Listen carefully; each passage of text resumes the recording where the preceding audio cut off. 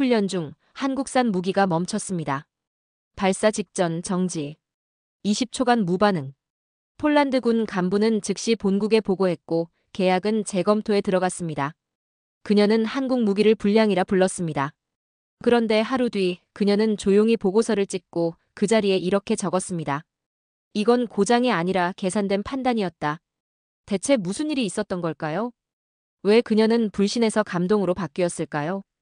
그날 훈련장에서 일어난 모든 진실, 지금부터 공개합니다. 구독과 좋아요는 영상 제작에 큰 힘이 됩니다. 지금 바로 시작합니다. 저는 폴란드 육군 포병대 소령 마르타 예드비가입니다. 바르샤바 군사대학교를 수석으로 졸업한 뒤 15년간 NATO 표준 무기만 다뤄왔어요. 독일제 레오파드 전차부터 미국제 패트리어트 미사일까지 모든 서방 무기 체계에 정통하다고 자부했죠. 동료들 사이에서는 살아있는 무기 백과사전이라는 별명까지 얻었습니다. 그런데 지금 제 앞에 놓인 명령서에는 천무 운용 실습 참관단이라고 적혀 있어요. 한국산 방공 시스템입니다. 동맹국 독일이나 미국 무기도 아닌 아시아 무기를 먼저 도입한다는 결정이 저는 여전히 이해가 안 됩니다. 국방부 회의에서도 목소리를 높였었죠. 왜 검증된 서방 무기 대신 한국 무기를 선택하는 겁니까? 하지만 상부의 결정은 이미 내려진 상태였어요. 아버지 이야기를 하지 않을 수 없습니다. 20년 전 체코제 자주포 훈련장에서 일어난 끔찍한 사고가 제 마음속에 깊이 박혀 있거든요. 포탄 장전 시스템이 갑자기 오작동을 일으키면서 아버지가 오른팔에 중상을 입으셨어요. 수술을 3번이나 받으셨지만 지금도 팔을 완전히 펴지 못하십니다. 그날 이후로 저는 검증되지 않은 무기에 대해 극도로 조심스러워졌죠. 유럽 군사 커뮤니티 내에서는 이미 비표준 장비에 대한 조롱 섞인 이야기들이 나돌고 있었습니다. 프랑스 동료는 아시아제 무기로 러시아를 막겠다고 라며 코웃음을 쳤어요. 독일 참모는 더 직설적이었죠. 전통 있는 유럽 무기 대신 신생업체 제품을 선택하다니. 이런 분위기 속에서 저 혼자 한국행 비행기에 올라야 했습니다. 좌석에 앉아 안전벨트를 매면서 혼잣말이 나왔어요. 아무리 기술이 좋아도 철학이 없다면 무기일 뿐이지.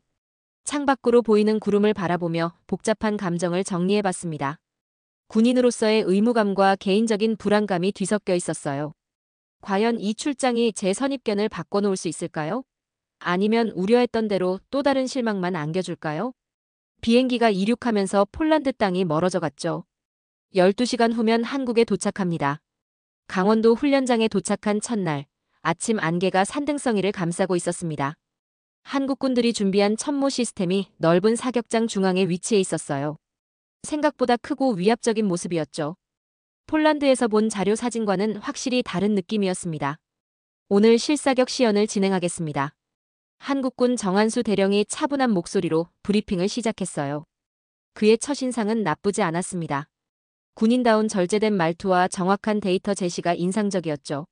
하지만 저는 여전히 마음의 문을 열지 않고 있었어요. 시연이 시작되자 첫 번째, 두 번째 발사는 순조롭게 진행됐습니다. 목표물을 정확히 타격하는 모습을 보며 옆에 선 독일 참관단이 작은 박수를 쳤어요. 저도 인정할 수밖에 없었죠. 기본적인 명중률은 나쁘지 않았습니다. 그런데 세 번째 시퀀스에서 문제가 발생했어요. 천무 시스템이 발사 직전 대기 상태에서 갑자기 멈춰버린 겁니다. 시간이 5초, 10초, 15초가 흘러도 아무 반응이 없었어요. 훈련장에 어색한 정적이 흘렀죠. 저는 즉시 손목시계를 보며 정확한 시간을 기록하기 시작했습니다. 시스템 충돌인가요? 프랑스 장교가 작은 목소리로 속삭였어요. 그 말이 제 귀에 선명하게 들렸습니다. 옆에 있던 체코 기술자도 고개를 갸우뚱하며 뭔가 메모하고 있었죠. 저는 곧바로 상황을 자세히 기록하기 시작했습니다. 15시 23분 3차 발사 시퀀스 중단. 원인 불명. 약 20초간 시스템 무반응. 펜을 쥔 손에 힘이 들어갔어요. 아버지의 사고가 떠올랐습니다. 정한수 대령은 여전히 침착한 표정을 유지하고 있었어요. 하지만 저는 그의 반응을 유심히 지켜보고 있었습니다. 과연 이 상황을 어떻게 처리할지 궁금했죠. 역시 그럴 줄 알았어. 마음속으로 중얼거리며 불신을 확신으로 굳혀가기 시작했습니다. 이게 바로 검증되지 않은 무기의 한계라고 생각했어요.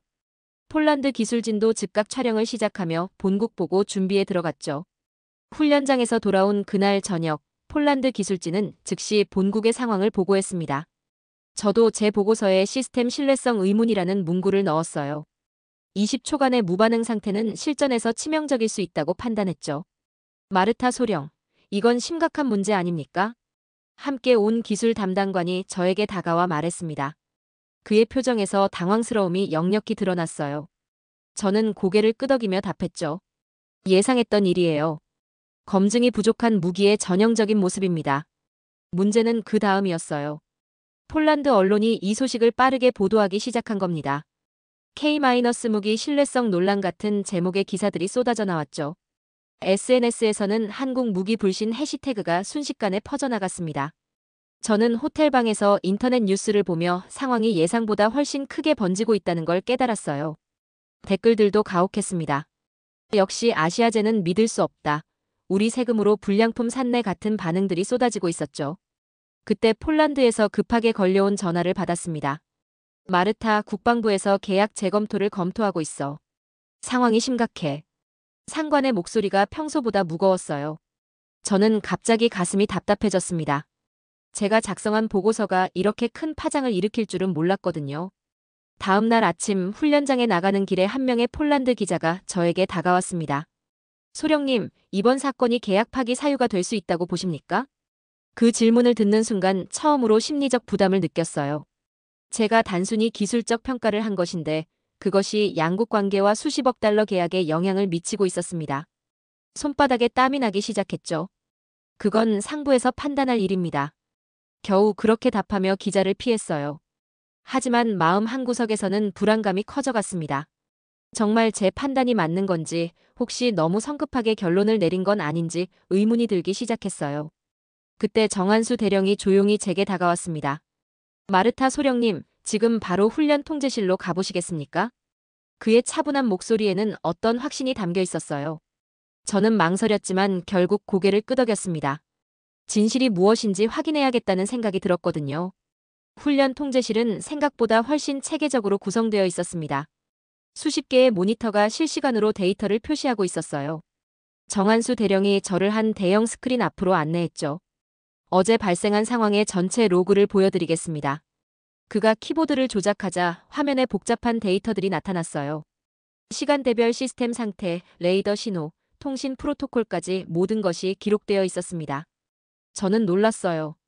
이렇게 세밀한 기록을 남기는 시스템은 NATO에서도 흔히 볼 수 없었거든요.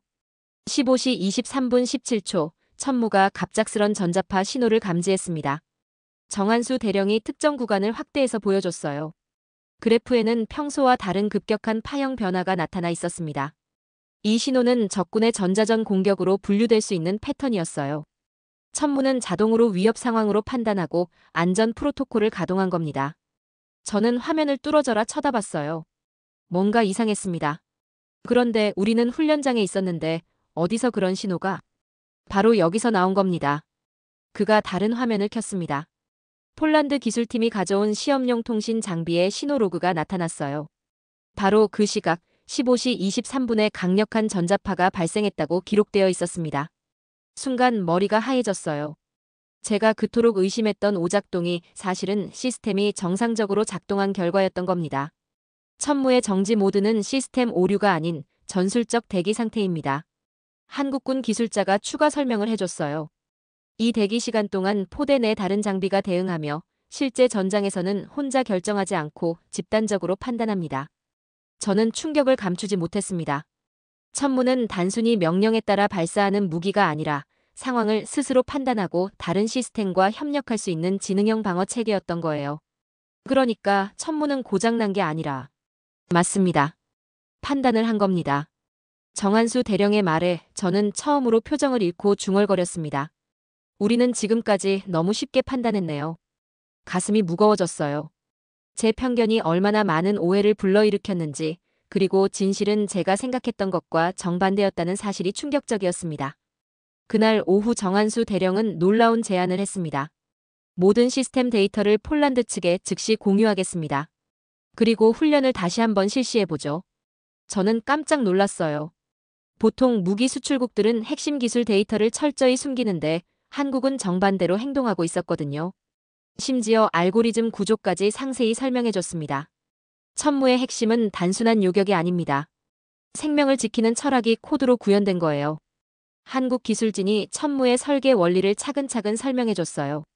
NATO 표준과는 확실히 달랐습니다. 서방 무기들이 적을 파괴하는 데 초점을 맞췄다면 천무는 아군을 보호하는 데 중심을 두고 있었어요.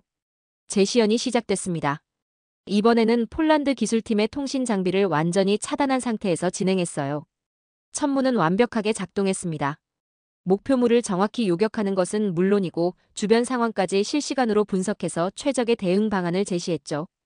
이건 무기가 아니라 방어막이네요. 함께 온 폴란드 기술 담당관이 감탄사를 내뱉었습니다. 그의 표정이 완전히 바뀌어 있었어요.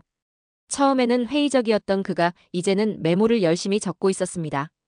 더 놀라운 건 천무의 학습 능력이었어요. 앞선 시뮬레이션 결과를 바탕으로 스스로 대응 패턴을 개선하고 있었습니다. 마치 경험 많은 군인처럼 상황을 판단하고 있었어요.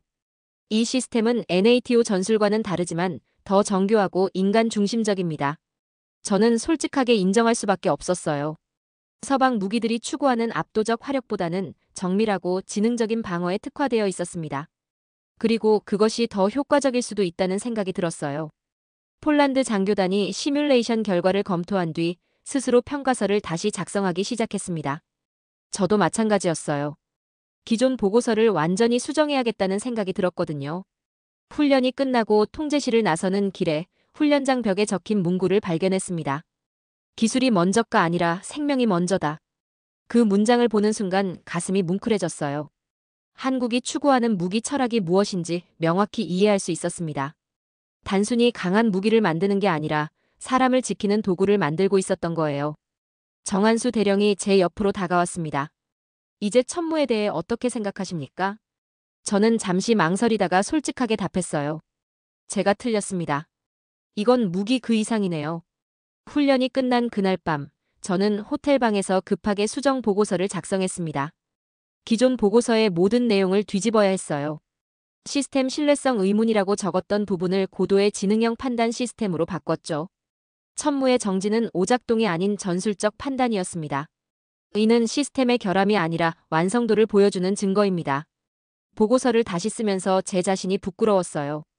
얼마나 성급하게 결론을 내렸는지 깨달았거든요.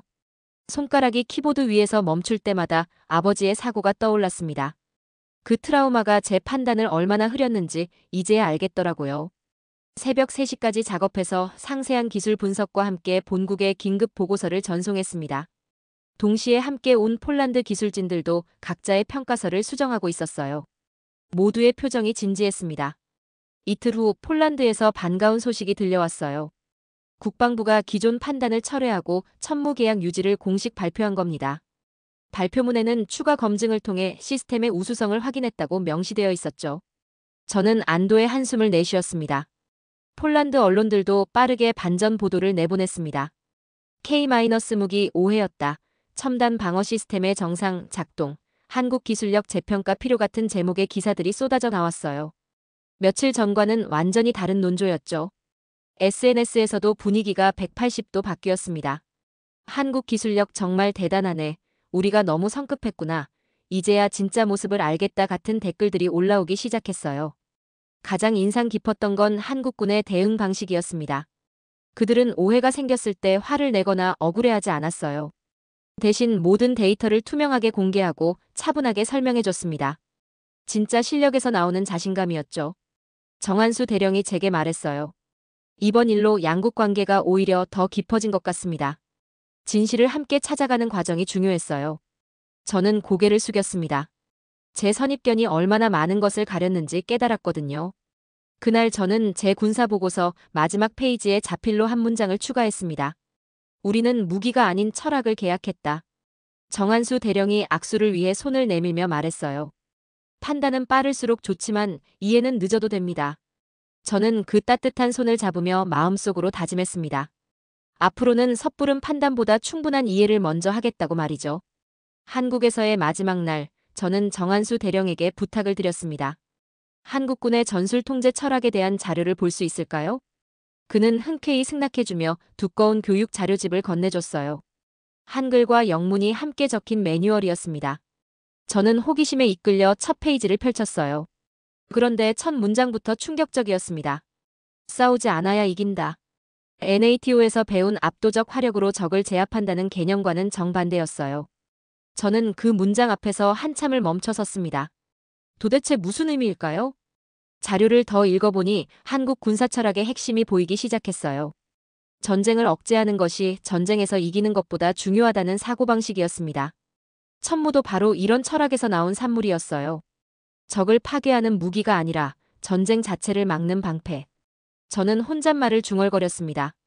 이제야 천무가 왜 그렇게 신중하게 판단하는지 이해할 수 있었어요. 무작정 발사하는 것보다 정확한 위협 분석이 우선이었던 거죠. 그 자료집에는 한국 전쟁 이후 70년간 축적된 방어 경험이 고스란히 담겨 있었습니다. 최소한의 피해로 최대한의 보호를 달성한다는 원칙이 모든 페이지에 스며 있었어요. 서방 군사 교리와는 확실히 다른 접근법이었죠. 그날 저녁 저는 혼자 훈련장을 거닐어 봤습니다. 조용한 산속에 자리한 훈련장은 평화로워 보였어요. 곳곳에 한글로 적힌 표지판들이 눈에 들어왔습니다. 생명이라고 적힌 표지판 앞에서 저는 흐뭇하게 미소를 지었어요. 한글을 읽을 수는 없었지만 정한수 대령이 알려준 뜻을 기억하고 있었거든요. 모든 기술의 중심에 사람이 있다는 메시지였습니다. 훈련장 입구로 돌아오는 길에 또 다른 문구를 발견했어요. 기술은 도구일 뿐 철학이 방향을 정한다. 이 문장을 보며 지난 며칠간의 경험이 정리되기 시작했습니다. 천무의 진정한 가치는 기술적 성능에만 있는 게 아니었어요. 그 기술을 어떤 목적으로 사용하느냐가 더 중요했던 거죠. 다음 날 아침 떠나기 전 한 폴란드 기자가 저에게 마지막 인터뷰를 요청했습니다. 이번 방문에서 가장 인상 깊었던 점은 무엇입니까? 저는 잠시 생각한 뒤 답했어요. 이 나라는 무기를 통해 사람을 지키는 법을 배웠군요. 기자는 그 말을 받아 적으며 고개를 끄덕였습니다. 저는 계속해서 말했어요. 폴란드도 이제 새로운 관점에서 국방을 생각해봐야 할 때인 것 같습니다. 강한 무기를 갖는 것도 중요하지만 올바른 철학을 갖는 것이 더 중요하다는 걸 배웠거든요. 6개월 후 바르샤바 국방부에서 놀라운 소식이 전해졌습니다. 폴란드와 한국이 천무 공동 업그레이드 협정을 체결한다는 발표였어요. 저는 그 회의에 참석해서 직접 서명식을 지켜봤습니다. 마르타 소령, 축하합니다. 국방장관이 저에게 다가와 말했어요. 소령이 작성한 수정 보고서가 이 협정의 출발점이 되었습니다. 폴란드 육군 최초의 K- 무기 전문 운용 교관으로 임명하겠습니다. 저는 깜짝 놀랐어요. 제가 처음에는 한국 무기를 의심했는데 이제는 그 무기의 전문가가 되라는 거였거든요. 인생의 아이러니라고 할 수 있었죠. 영광입니다. 최선을 다하겠습니다. 새로운 임무를 위해 다시 한국을 방문하게 되었습니다. 인천공항에 도착했을 때 반가운 얼굴이 기다리고 있었어요. 정한수 대령이었습니다. 다시 만나 뵙게 되어 반갑습니다. 마르타 교관님. 그는 짧게 웃으며 인사했어요. 저도 자연스럽게 미소가 나왔습니다. 6개월 전과는 완전히 다른 마음으로 한국 땅을 밟는 기분이었어요. 이번에는 의심 대신 배움을 가지고 왔습니다. 공항에서 나오는 길에 정한수 대령이 말했어요. 폴란드 군사 전문가들이 천무 시스템 개선에 많은 아이디어를 제공해주고 있습니다. 진정한 협력이 시작된 거죠. 차창 밖으로 보이는 서울 풍경이 6개월 전보다 친숙하게 느껴졌습니다. 이번 방문은 단순한 무기 도입이 아니라 진짜 파트너십을 구축하는 여행이었어요. 강원도 훈련장에 다시 도착했을 때 놀라운 변화가 있었습니다. 폴란드와 한국 기술진이 함께 개발한 새로운 천무 시스템이 설치되어 있었어요. 두 나라의 기술력이 합쳐진 결과물이었습니다. 이제 천무는 단순한 한국 무기가 아닙니다. 폴란드 마이너스 한국 공동 개발 시스템이에요. 한국 기술자가 자랑스럽게 설명해줬습니다. 저도 가슴이 뿌듯했어요. 제 편견에서 시작된 오해가 결국 더 큰 협력으로 이어진 거였거든요. 그날 밤 호텔에서 저는 군용 노트북에 메모를 적었습니다. 다음 세대에는 이 무기를 쓸 필요가 없도록 만들자. 이것이 제가 한국에서 배운 가장 중요한 교훈이었어요. 무기를 만드는 궁극적인 목적은 무기를 사용하지 않는 세상을 만드는 것이라는 깨달음이었죠. 마지막 날 훈련장을 떠나면서 입구에 걸린 문구를 다시 한번 봤습니다. 한국은 무기를 만드는 나라가 아니라 전쟁을 막는 나라다. 6개월 전에는 이해하지 못했던 이 문장이 이제는 가슴 깊이 와 닿았어요. 저도 이제 그런 철학을 가진 군인이 되고 싶었습니다. 폴란드로 돌아가서 동료들에게 진짜 한국의 모습을 전해주고 함께 더 나은 미래를 만들어가고 싶었어요. 비행기에서 창밖을 내려다보며 다짐했습니다. 편견 없는 시각으로 세상을 바라보고 진정한 협력의 가치를 실현해 나가겠다고 말이죠. 한국 무기의 진짜 힘은 성능이 아니라 위기를 마주했을 때 드러나는 철학과 태도였습니다. 마르타 소령이 마지막으로 남긴 말이 기억에 남습니다. 다음 세대엔 이 무기를 쓸 필요가 없도록 만들자. 당신은 어떻게 생각하시나요? 과연 강한 무기보다 올바른 철학이 더 중요할까요? 비슷한 생각이나 떠오르는 장면이 있다면 댓글에 남겨주세요. 구독과 좋아요는 다음 이야기를 만드는 큰 힘이 됩니다. 함께 해주셔서 감사합니다.